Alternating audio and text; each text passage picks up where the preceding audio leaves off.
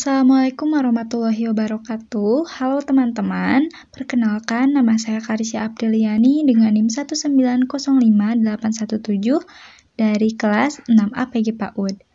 Video ini diajukan untuk memenuhi salah satu tugas mata kuliah Pendidikan Multikultural Anak Usia Dini.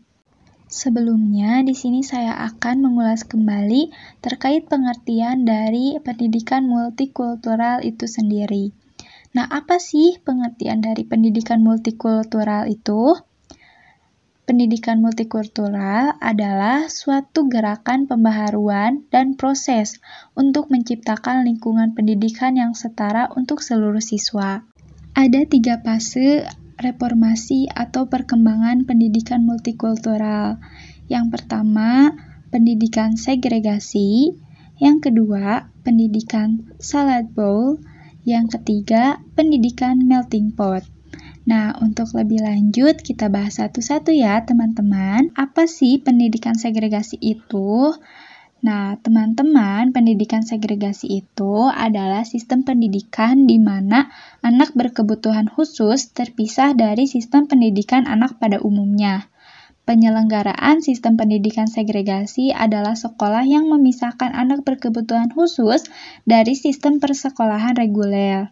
Di Indonesia, bentuk sekolah segregasi ini berupa satuan pendidikan khusus atau sekolah luar biasa sesuai dengan jenis kelainan peserta didik.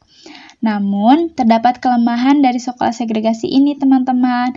Di antaranya yaitu aspek perkembangan emosi dan sosial anak kurang luas karena lingkungan pergaulan yang terbatas. Kemudian di poin kedua ada pendidikan salad bowl. Nah, konsep pendidikan salad bowl menjadikan negara layaknya mangkuk salad yang isinya beraneka ragam dicampur dalam satu mangkok tanpa menghilangkan bentuk asli setiap bahan. Layaknya suatu bangsa yang terdiri dari macam-macam suku, etnik, dan budaya yang menyatu menjadi satu, yang masing-masing di antara mereka tetap terlihat bentuk aslinya. Selanjutnya, poin ketiga dan poin terakhir adalah pendidikan melting pot. Nah, teman-teman, pendidikan melting pot berasal dari Amerika dan Kanada.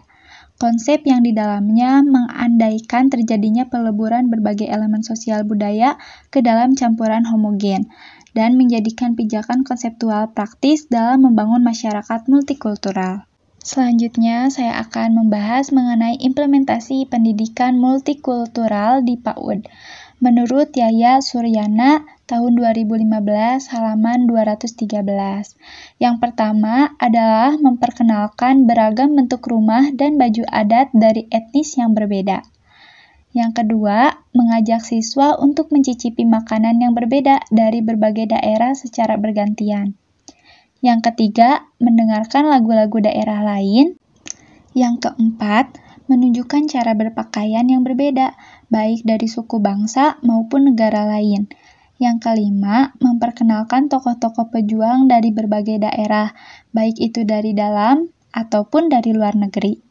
Yang keenam, menunjukkan tempat dan cara beribadah yang berbeda. Yang ketujuh, memperkenalkan beberapa kosakata penting yang berasal dari suku bangsa atau negara lain. Misalnya, matur nuwun dari Jawa, thank you dari Inggris, kamsya dari Cina, dan sebagainya. Dan yang kedelapan, memperkenalkan panggilan untuk laki-laki dan perempuan. Misalnya, panggilan ujang dari suku Sunda atau koko dari Cina, dan sebagainya.